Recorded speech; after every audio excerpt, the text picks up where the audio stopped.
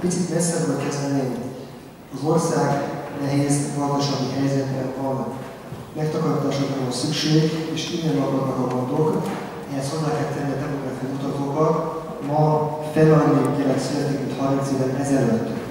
Ezért kénytelen a kormány arra, hogy az iskola ügybe beavatkozzon, iskolákat vonjon össze, ott esetben szüntessen meg. Innen kívül keresett meg minket szeptemberben 2 iskola, Unokaféle, Kiskófélekháza. Egyszerűen a tárgyalásokat, és igaz, és így szeretnék válaszolni, hogy használtam akkor békében történik, akkor tudunk erről beszélni. Ez egy hablári volt.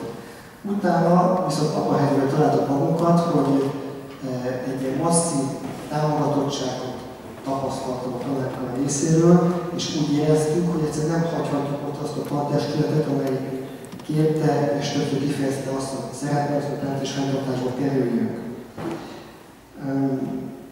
Szeretném megjegyezni azt, hogy felelős gondolkodáson mögött, amikor egy város egyházi feladatot keresett, így volt Balatonfüreden is, csak egy ebbe a sorban írandó az, hogy Ajkában is ott egy gyermekkeresésünk, akkor azt mondtuk, hogy egy évben 2 iskolát tudunk átvenni, többet nem. Mai nap a Ajka város átadta a szakképzőiskoláját a hitgyülekezetének, mert úgy gondolta, hogy egyedül egyházi fenntartásban fog az iskola működni, belátható időn túl is. Ami a pályázatokat illeti, igen, arról beszéltünk, hogy az egy épület felújításra pályázni kell. Valóban nagyon sok 100 milliót fordítottunk az épületeinkre, több milliárdos pályázatokat is, de mindegyik esetben az önrészt tettük hozzá.